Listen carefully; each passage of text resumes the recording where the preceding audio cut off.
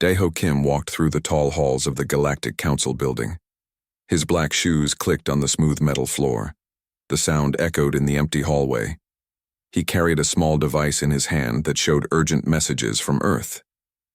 Each message made his face more serious. The alien guards at the big doors looked down at him. They were twice as tall as any human. Their blue skin had strange patterns that moved like water. Daeho had seen many alien species in his 5 years as Earth's ambassador. But today felt different. Today felt dangerous. "The Council will see you now," one guard said. His voice sounded like wind through caves. Daeho stepped into the huge round room. Hundreds of different aliens sat in floating chairs that formed circles around the center. Some looked like giant insects. Others were made of what seemed like living rock. A few appeared to be balls of light with no solid form at all. In the center of the room sat Chancellor Vextar. The ancient being looked like a mix between a tree and a snake. His skin was brown bark, but it moved like a reptile. Thousands of small eyes covered his long neck. Each eye could look in a different direction. "Ambassador Kim from the planet Earth," Vextar said. His voice was deep and slow. "We have received your planet's message about the Valak Empire. You wish to help in this war." Daeho stood straight. He had practiced this moment many times. "Yes, Chancellor. The Valak Empire has attacked the Kythera colonies. The Kythera are our friends. We want to help them." A sound like laughter came from around the room, but it was not happy laughter. It was the kind of laughter that came when someone heard something foolish. "Your species controls only 12 star systems," said Counselor Nithara. She was one of the light beings. Her voice sounded like music, but cold music. "The Valak Empire has 3,000 systems. They have 10 million warships. What could you possibly do against them?" More laughter filled the room. Daeho felt his hands form, fists, but he kept them at his sides. He had learned long ago that showing anger in this room never helped. "We have 800 ships," Daeho said calmly. "We have 3 million soldiers. We have weapons that—" 800 ships. Vexitar's many eyes all turned to look at Daeho. "The Valak destroyed 2,000 Kythera ships in one day. Your tiny fleet would last perhaps an hour."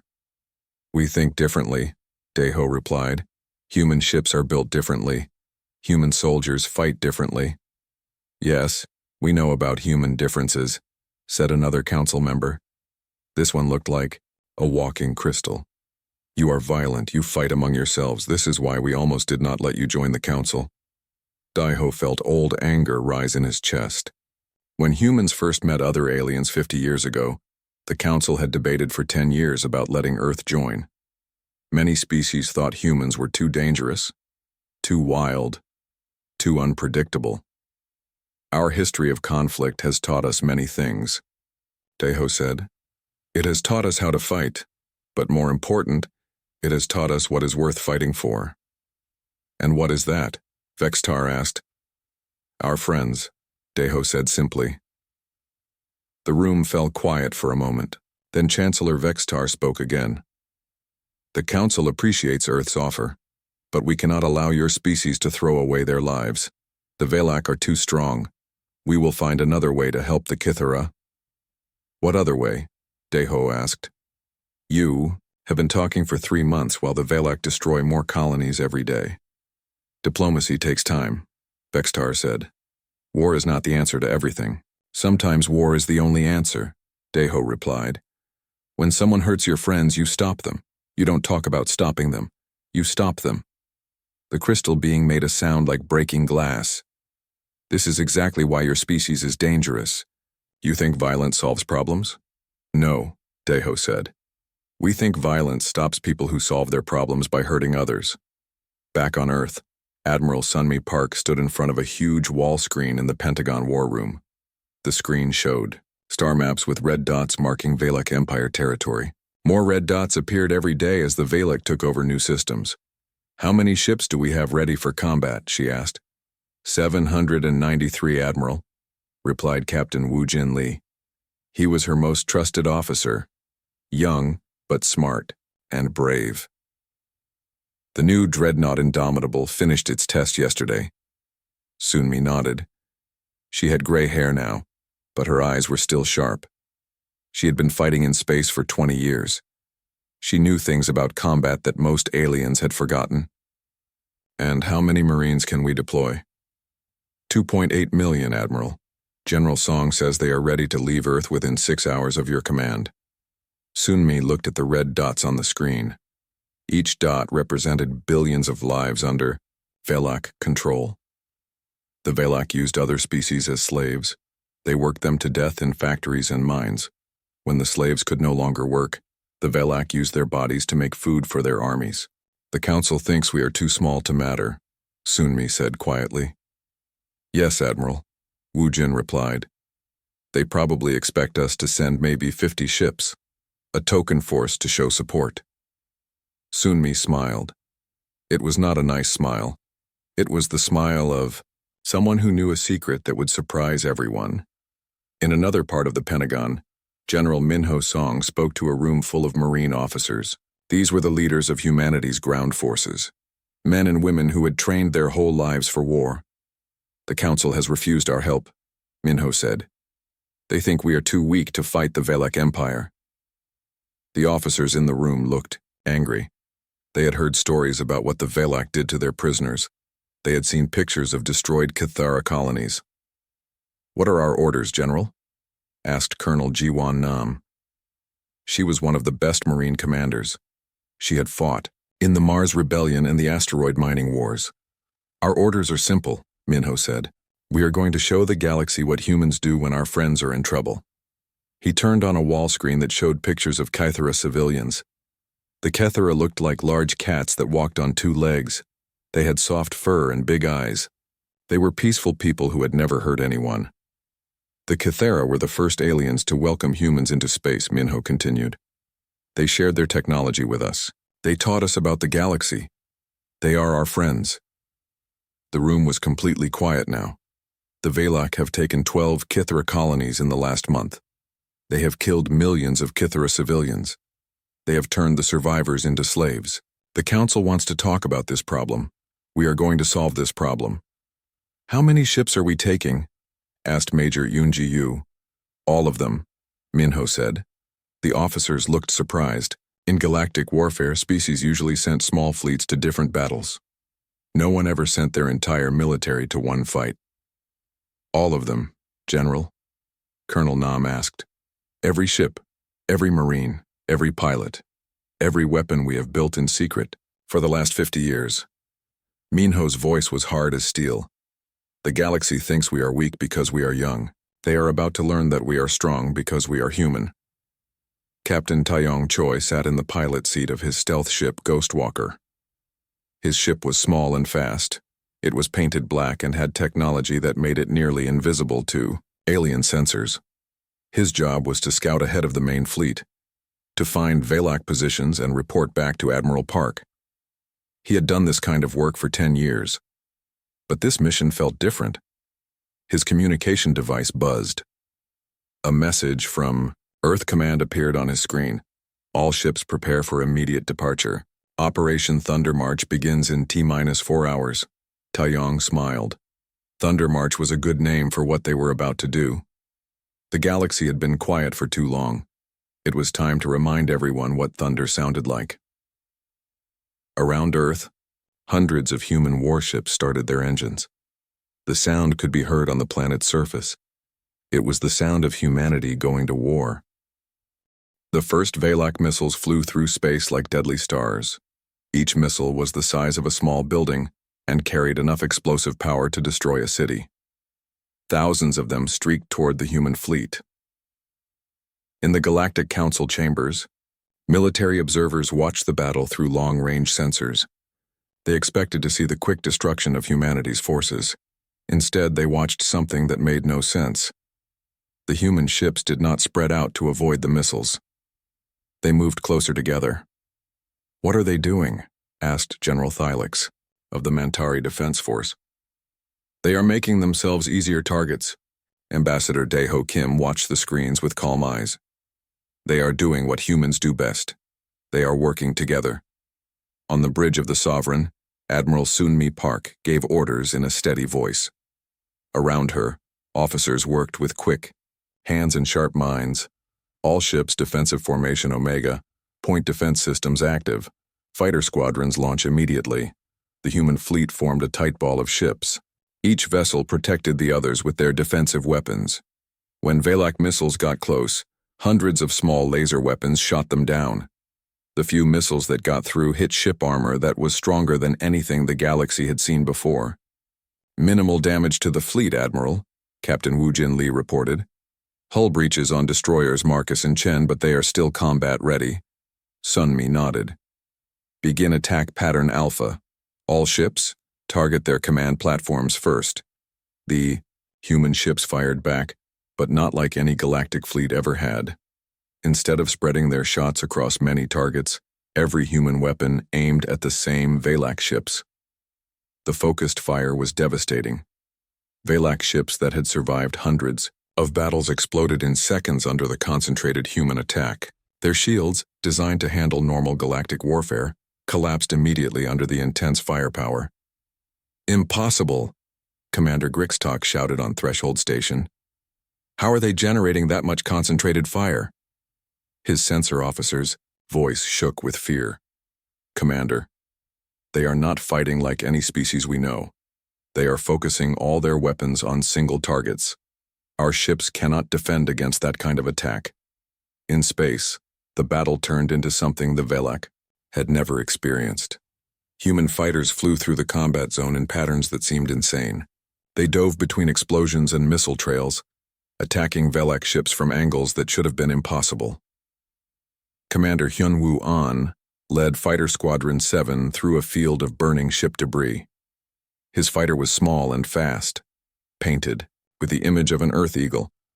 Behind him, 50 other human pilots followed his lead into the chaos. "All fighters, this is Eagle Leader," Hyunwoo said into his radio. "The Valak have never fought in this kind of mess before. Use it against them." The Kresh Nebula filled this part of space with electrical storms and metal dust. Valak fighters could not operate in these conditions. Their technology was too advanced, too delicate. When electrical storms hit their systems, they stopped working. But human fighters were built different. They were simple and tough. Earth's atmosphere was full of storms and chaos. Human pilots trained in conditions that would ground any other species. "There!" Hyunwoo spotted a group of Valak fighters trying to escape the nebula. "Follow me in." Lightning formation. The human fighters dove into an electrical storm that lit up space with purple and white energy. The Valak fighters tried to follow, but their engines shut down when the electricity hit them. The alien pilots watched helplessly as human fighters attacked them in the middle of the storm. "How are they flying in this?" one Valak pilot screamed before his ship exploded. Back at Threshold Station, Commander Grixtok was learning that human space tactics were only part of the nightmare he faced. The real shock came when human ships got close enough to launch boarding pods.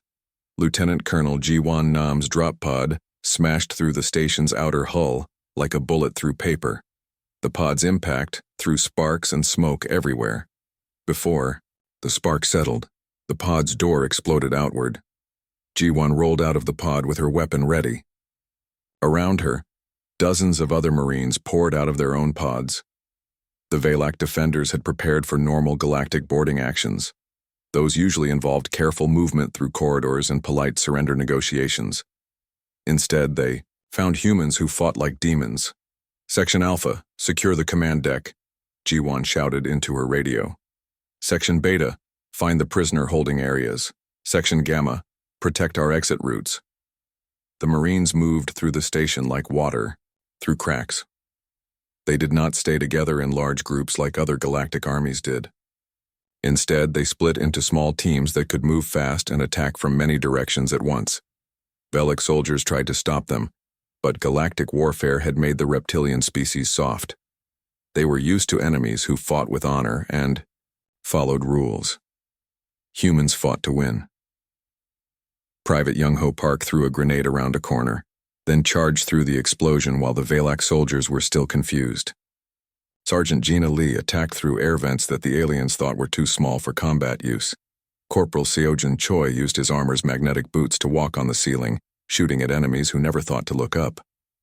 Section Alpha to Command. came a voice over Jiwan's radio. "We have reached the command deck. Velak officers are barricaded inside."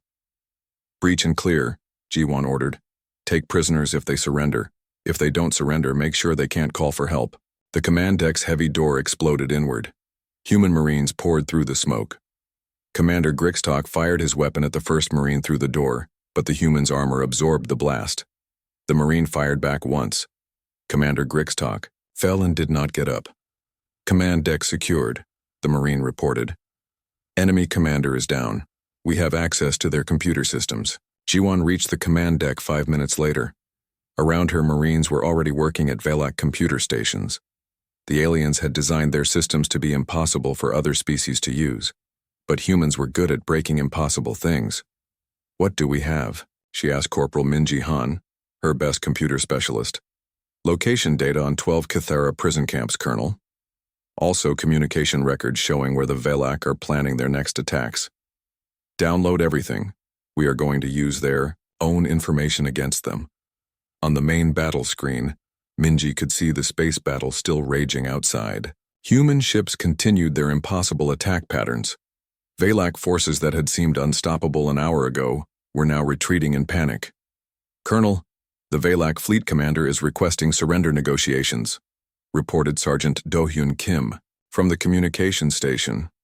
"Tell him that humans accept only unconditional surrender," Jiwan replied. "He has 10 minutes to order all his ships to power down their weapons and engines. After that, we destroy every ship that still has power." Sergeant Kim sent the message. 8 minutes later, Velak ships throughout the system began shutting down their systems. The Battle of Threshold Station was over, but this was only the beginning. In the Galactic Council chambers, the military observers sat in shocked silence. They had watched a battle that changed everything they thought they knew about warfare. "How many ships did the humans lose?" asked General Thylix. The sensor technician checked his readings 3 times before answering. 17 ships destroyed, Admiral. 43 ships damaged, but still combat ready." 17 ships? General Thylix's voice was barely a whisper. "They destroyed a 5,000-ship Velak fleet and lost only 17 ships?" Ambassador Daeho Kim allowed himself a small smile. "Humans have been fighting wars for thousands of years, General. We have learned a few things about how to do it effectively." Chancellor Vextar's many eyes moved rapidly as he processed what he had witnessed. "This changes everything. If humans can defeat Velak fleets this easily, then perhaps the galaxy should be asking humans for protection instead of dismissing us," Daeho finished. In Velak Empire space, news of the Threshold defeat spread quickly. Fleet commanders who had laughed at human threats now demanded reinforcements. The High Command issued new orders. All Velak fleets were to retreat to heavily defended systems and avoid single combat with human forces. But General Minho Song was already broadcasting a message across all Velak communication channels. His voice was calm, but every Velak who heard it felt fear in their hearts. "Velak Empire, this is General Minho Song of the Human Liberation Force. We have defeated your border defenses. We have captured your tactical data. We know where you are holding Cathara prisoners." He paused to let his words sink in. "You have 48 hours to release all prisoners and surrender unconditionally. If you refuse, we will come for you. And when we arrive, we will show you why every species in the galaxy should fear humanity when we are angry." The Velak High Command met in emergency session on their capital world. For the first time in centuries, the Reptilian Empire faced an enemy they could not intimidate or overwhelm. "How is this possible?" demanded Supreme Commander Vectar. "These humans control only 12 systems. We control 3,000. "Perhaps," said Intelligence Chief Mordak, "we have made the mistake of measuring strength by the number of systems controlled rather than by the will to use that strength." The Velak capital system had never seen so many warships in one place. Thousands of vessels filled the space around the planet Veltar, homeworld of the Reptilian Empire. But most of those ships were not there to fight. They were there to surrender. Admiral Sunmi Park stood on the bridge of her flagship Sovereign, watching the massive Velak dreadnought Eternal Dominion approach. The ship was 10 times larger than any human vessel, decorated with the symbols of 8 centuries of Valak conquest. Today it carried a white flag of surrender. "Incoming transmission from the Valak flagship," reported Captain Wu Jin Lee. "Put it on screen." The image of Supreme Commander Vectar appeared on the main display. The ancient Valak leader looked defeated and tired. His reptilian features showed the strain of leading a failing empire. "Admiral Park," he said in heavily accented galactic standard. "I am here to discuss terms of surrender." "There are no terms to discuss," Sunmi replied calmly. "Only conditions to accept. Unconditional surrender, immediate release of all prisoners and full cooperation with war crimes investigations." Vectar's eyes flashed with anger. "You cannot simply destroy an empire that has existed for 800 years. "We are not destroying your empire," Sunmi said. "We are removing its ability to harm innocent people. Your species can continue to exist, but you will never again enslave other beings." The Valak commander looked around at the human fleet surrounding his ships. Nearly 1,000 human warships waited in perfect formation. Behind them, supply ships and medical vessels prepared to help the rescued prisoners. "How did you do it?" Vectar asked quietly. "How did such a young species defeat us so completely?" Sunmi considered the question for a moment. "Because we were fighting for something more important than conquest. We were fighting for our friends." The surrender ceremony took place aboard the Eternal Dominion. Representatives from the Galactic Council watched as Supreme Commander Vectar signed the documents that ended the Valak threat forever. The terms were simple and harsh. All Valak military forces would be reduced to local defense only. All enslaved populations would be immediately freed and given assistance to rebuild their lives. The Valak government would pay reparations to victim species for the next century.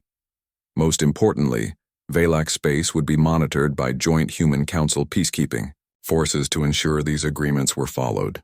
"The Valak Empire formally surrenders to the Human Liberation Fleet," Vectar announced to the assembled witnesses. "We accept all conditions and ask for mercy." Admiral Park stepped forward to accept the surrender. Around her, human Marines stood, at attention. Their black armor showed the scars of dozens of battles, but their discipline was perfect. "The war is over," she announced. "The killing stops now. The healing begins immediately." In the Galactic Council chambers, billions of beings across the galaxy watched the surrender ceremony on live broadcast. Many had never believed this day would come. The Valak Empire had seemed too powerful, too entrenched to ever be defeated. Ambassador Daeho Kim stood at his usual place, but now every council member was looking at him with new respect. The human who had been dismissed as representing a minor species was now the voice of the galaxy's most powerful military force. Chancellor Vextar called for order in the chamber. "The Council recognizes the complete victory of the human liberation fleet over the Valak Empire.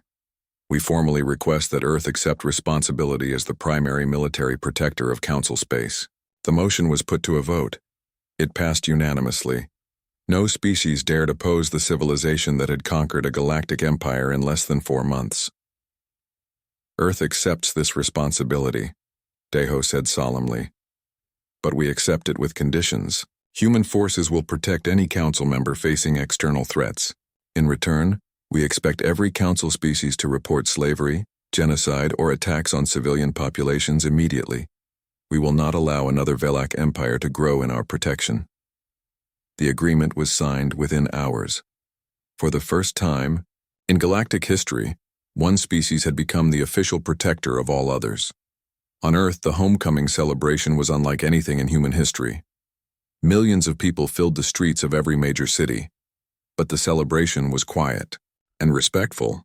Humanity was proud of their military's victory, but they grieved for the 40,000 humans who had died to achieve it.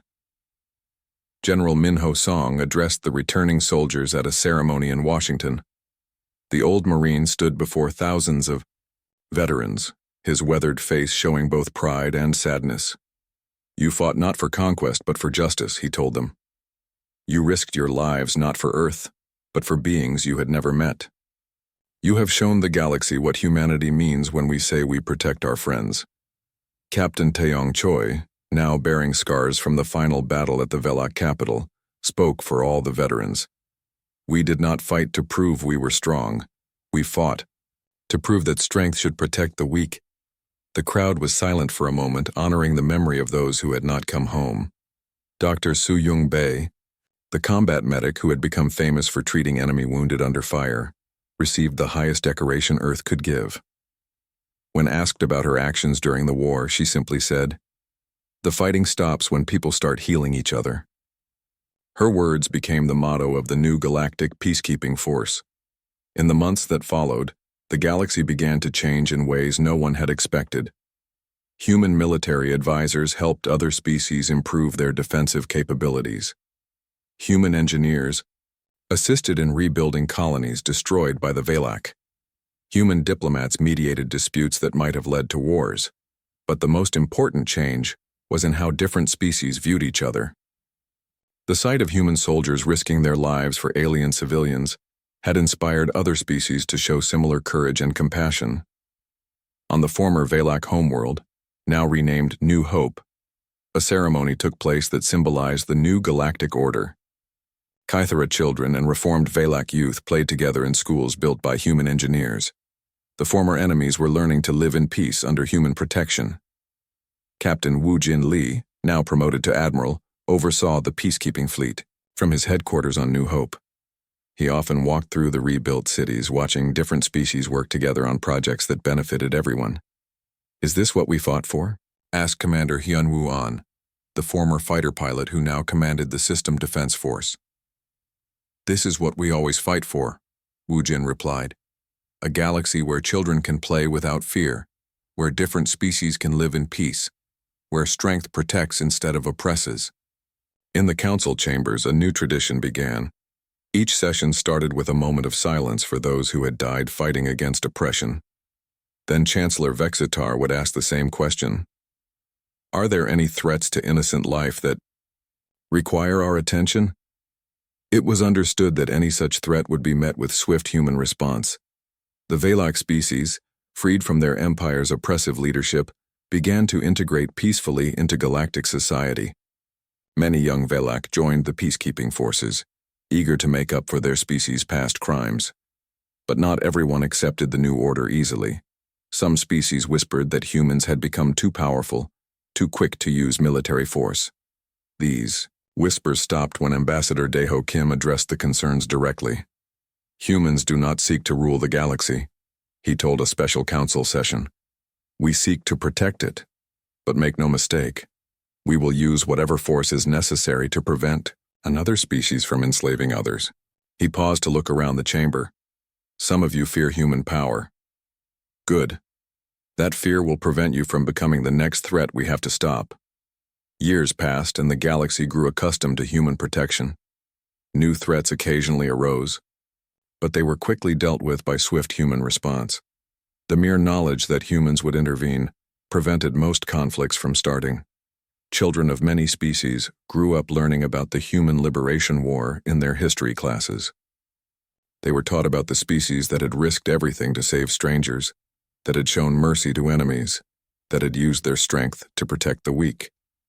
When young aliens asked their teachers why humans had fought so hard for the Kythera, they were always given the same answer: because that is what friends do for each other. The galaxy had learned a new rhythm, the rhythm of humanity's values.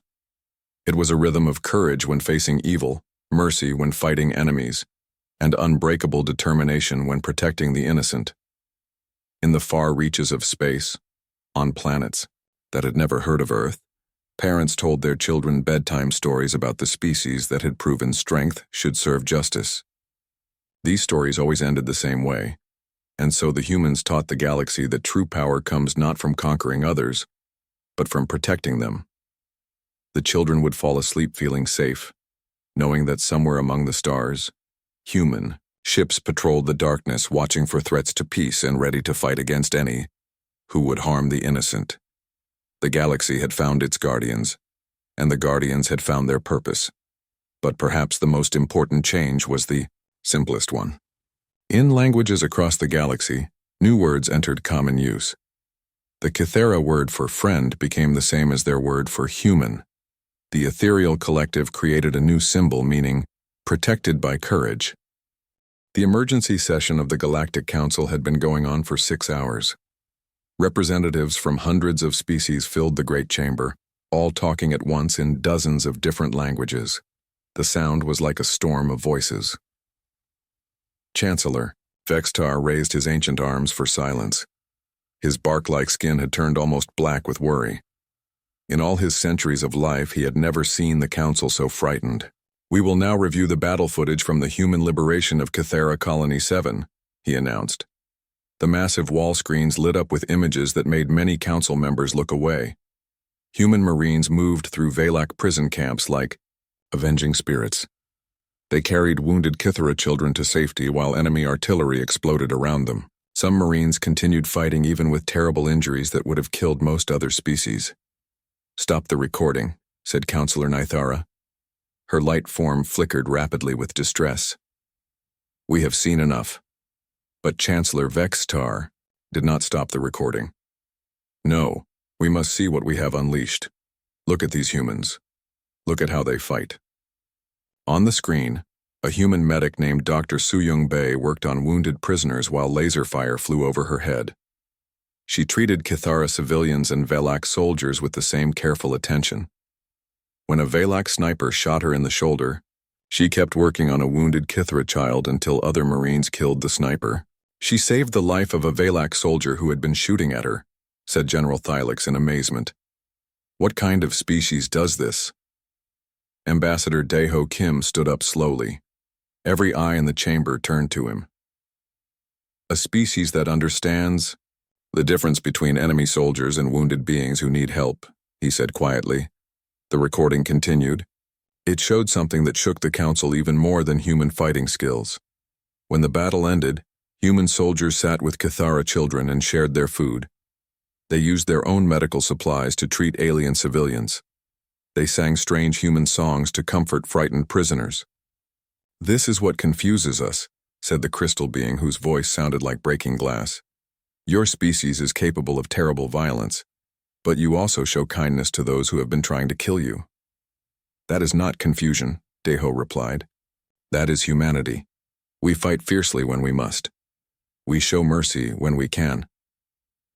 Chancellor Vextar switched to another recording. This one showed Admiral Sunmi Park accepting the surrender of Valak Fleet Commander Zex Thul. The reptilian officer had expected to be executed or tortured. Instead, Admiral Park offered him food and medical treatment for his wounded crew. "Your terms are simple," Admiral Park had said to the Valak commander. "Release all prisoners. Stop attacking civilian populations. Provide medical care to those you have harmed. Do this, and your crews will be treated with respect." "And if we refuse?" the Valak commander had asked. Admiral Park's expression had not changed. "Then we will destroy every Valak ship in this system and move on to the next system. We will continue until you have no ships left to threaten innocent people." The recording ended. The council chamber fell completely silent. "In 3 weeks," Chancellor Vextar said slowly, "this human fleet has liberated 15 Kithera colonies. They have destroyed over 40,000 Valak warships. They have rescued nearly 2 million prisoners." He paused to let the numbers sink in. "The Valak Empire has existed for 800 years. In 8 centuries, no force has ever defeated them this completely." "How are they doing it?" asked a council member who looked like a walking plant. "Our military experts have studied every battle the humans should not be winning." Daeho smiled sadly. "You are studying our battles with the wrong perspective. You think warfare is about technology and numbers. Humans know that warfare is about will and purpose." "Explain," demanded Chancellor Vextar. "Every human in that fleet chose to be there," Daeho said. "They were not forced to fight. They were not ordered to die for their government. They decided for themselves that saving the Kithara was worth their lives." The chamber erupted in shocked voices again. The idea that soldiers would fight without being ordered was almost impossible for most species to understand. "Your soldiers fight by choice?" asked Counselor Nithara. "Human soldiers always fight by choice," Daeho replied. "We can force people to wear uniforms and carry weapons, But we cannot force them to fight bravely. Courage only comes from the heart. On the screen, new footage began playing. This showed the liberation of Kythera homeworld, the most heavily defended planet in Valak space. 3 million Valak troops had been stationed there. The planet's surface was covered with weapon platforms and shields. Captain Wu Jin Li had led the orbital assault while Major Yun Ji Yu commanded the ground forces. The battle had lasted 18 hours. When it ended, the Kythera capital city was free. But what amazed the council most was what happened after the fighting stopped. Human soldiers shared their rations with hungry Kythera families. They used their medical supplies to treat alien civilians who had been worked nearly to death in Valak labor camps. They helped rebuild destroyed homes and schools. "Look at this," Chancellor Vextar said, pointing to one particular scene. "That human soldier is giving his own food to Kythera children. He has not eaten in 2 days, but he feeds enemy civilians before himself." "They are not enemy civilians," Deho corrected. "They are people who needed help. Humans help people who need help. That is what we do." The recording showed something else that confused the council. Human soldiers collected Valak weapons and destroyed them. But they also built medical stations to treat wounded Valak prisoners. They established food distribution centers for Valak civilians who had been abandoned by their own military. "Your people show mercy to those who enslaved their friends," observed the crystal being. "Yes," Deho said simply. "Why?" "Because mercy is stronger than revenge. When you show mercy to your enemies, you prove that you are fighting for justice, not hatred." Chancellor Vextar displayed new tactical reports on the main screen. "The Valak High Command has issued orders for all their fleets to avoid direct combat with human forces. They are retreating to their core systems. They are learning what humans mean when we say we are angry," Deho said. "But surely your fleet cannot continue this campaign forever," said General Thylix. "You must be running low on supplies and ammunition." Deho's smile was not friendly. "General, you still do not understand what you are dealing with. When humans decide to fight for something important, we do not worry about supplies or costs. We find a way to continue until the job is finished." "What do you mean?" "I mean that Earth's industrial capacity is now completely focused on supporting this liberation campaign. Every factory, every shipyard, every resource we have is being used to keep our fleet in the fight." The council members looked at each other with growing alarm. The idea that an entire planet would commit all its resources to one military campaign was unthinkable to them. "Your entire planet is supporting this war?" Chancellor Vextar asked. "Not just supporting it," Deho corrected. "Demanding it. Human. Civilians are working extra shifts in factories to build ammunition for our fleet. They are sending personal messages to our soldiers telling them to save every Kythera they can find. Children in Earth schools are drawing pictures to send to rescued Kythera families." He paused to let this information settle in their minds. "The Valak Empire thinks they are fighting the human military. They are wrong. They are fighting all of humanity. Every human on Earth wants those prisoners freed and those responsible punished." The chamber fell silent again. Finally, Counselor Nithara spoke in a voice barely above a whisper. "What have we awakened?" "You have not awakened anything," Deho replied. "You have simply seen what humans look like when we care about something. We have always been this way. This is why some of you were afraid to let us join the council 50 years ago." Chancellor Vextar's many eyes focused on the human ambassador. "And if we had refused to let Earth join the council? Then you would have met us under much less pleasant circumstances," Deho said calmly. "Eventually humans would have expanded into space anyway. If we had met as strangers instead of potential friends, things would have been very different." A new report appeared on the tactical screens. The human fleet had just liberated 3 more Kythera colonies simultaneously. Valak resistance was collapsing across the entire front. "How long will your people continue this campaign?" asked Chancellor Vextar. "Until every Kythera prisoner is free," Deho answered without hesitation. "Until every Valak ship that participated in these attacks is destroyed or surrendered. Until the Valak leadership agrees to permanent restrictions on their military expansion. And if the Valak refuse to surrender, Deho's expression remained calm, but his voice carried a tone that made even the ancient chancellor feel cold. Then, we will continue until there is no Valak Empire left to refuse anything. The recording screens showed new footage from the front lines. Human Marines were teaching rescued Cathara children how to play Earth games. Human engineers were helping rebuild destroyed Cathara cities. Human doctors were working around the clock to heal years of Valak cruelty. "We underestimated your species," Chancellor Vextar admitted. "Yes," Daiho agreed. "Most species do. They see our small territory and young civilization and think we are weak." The emergency alarm screamed through the Galactic Council building. Council members rushed into the main chamber, their different forms of movement creating chaos. Some flew, others walked, and a few simply appeared in flashes of light. Chancellor Vextar's many eyes moved rapidly as he read the reports coming in from sensor stations across the galaxy. His bark-like skin had turned a darker brown, which meant he was worried. "This cannot be correct," he said, his deep voice echoing in the chamber. "Confirm these readings immediately." Daiho Kim stood in his usual spot, but now every alien eye in the room was looking at him. The human ambassador's face showed no emotion, but inside he felt proud and scared at the same time. "The readings are correct, Chancellor," said the sensor technician. This alien looked like a giant spider with crystals for eyes. "Every human military vessel has left Earth orbit.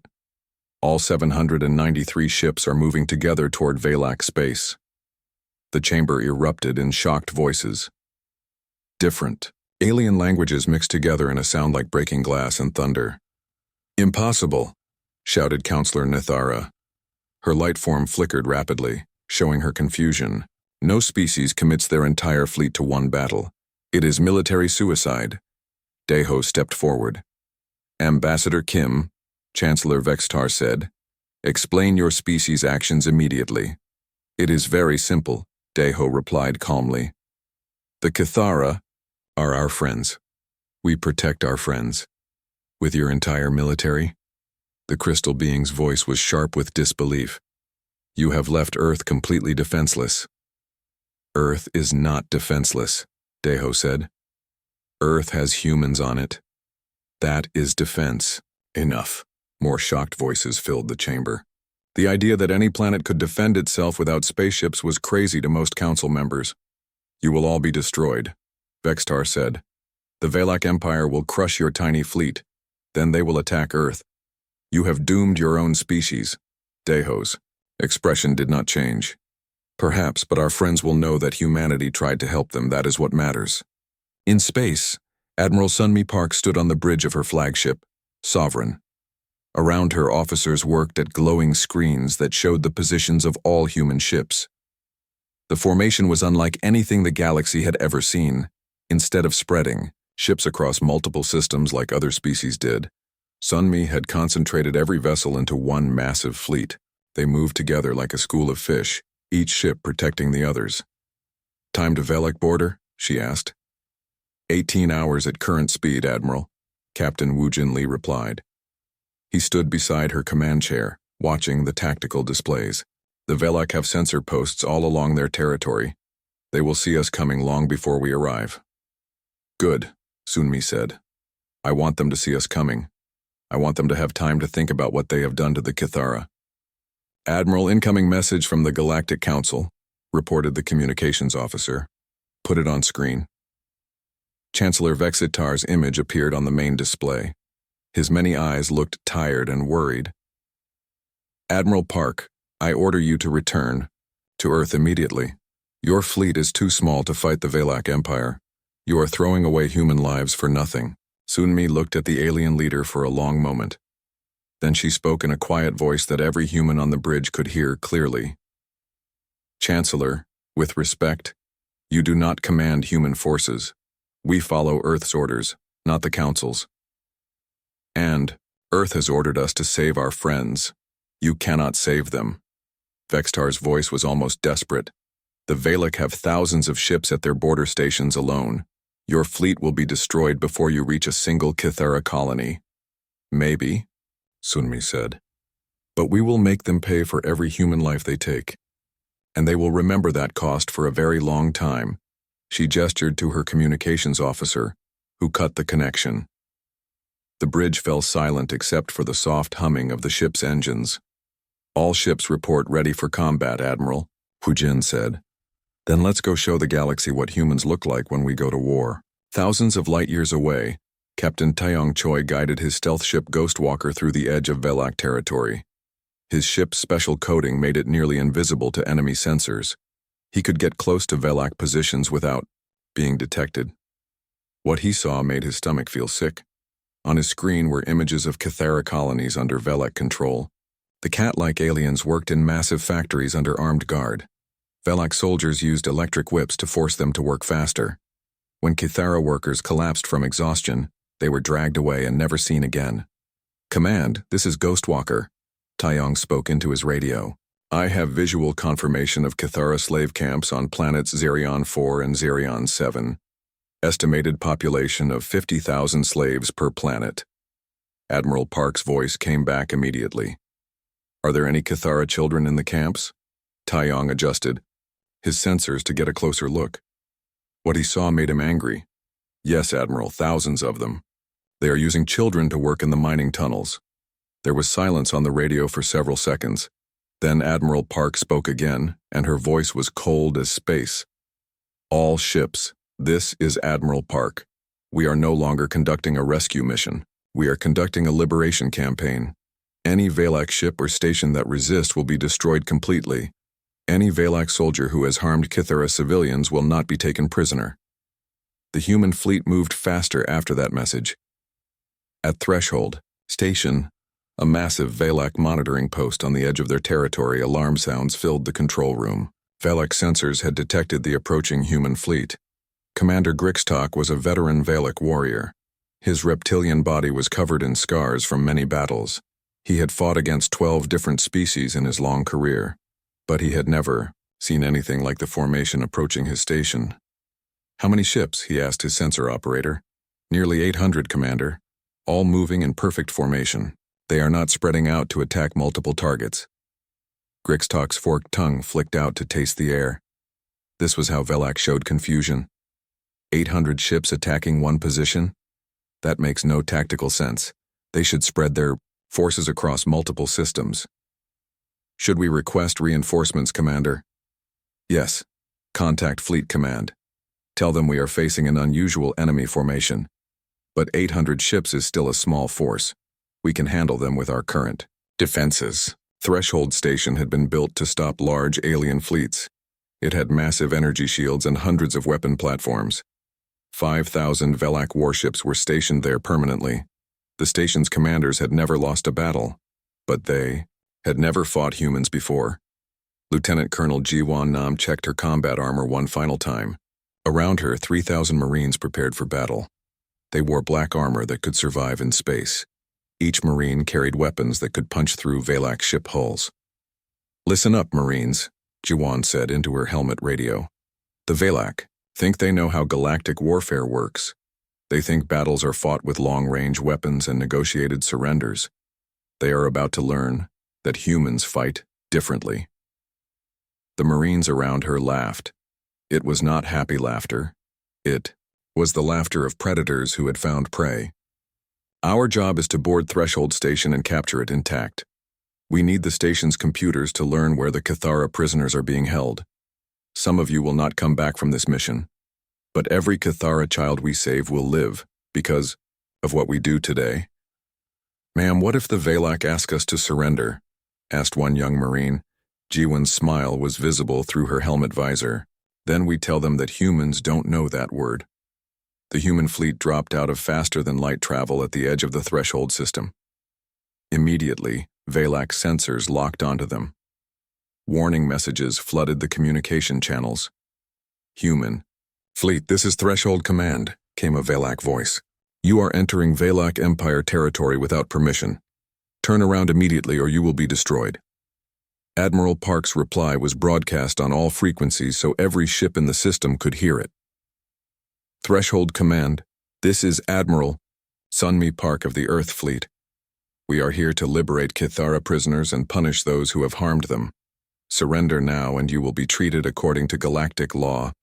Resist, and we will show you why Earth's history books are written in blood. The Velak commander's laughter came back over the radio. Admiral Park, you have 800 ships, we have 5,000. Your fleet will be destroyed in minutes. Maybe, Admiral Park replied. But you will remember these minutes for the rest of your lives. The battle for Threshold Station began 30 seconds later.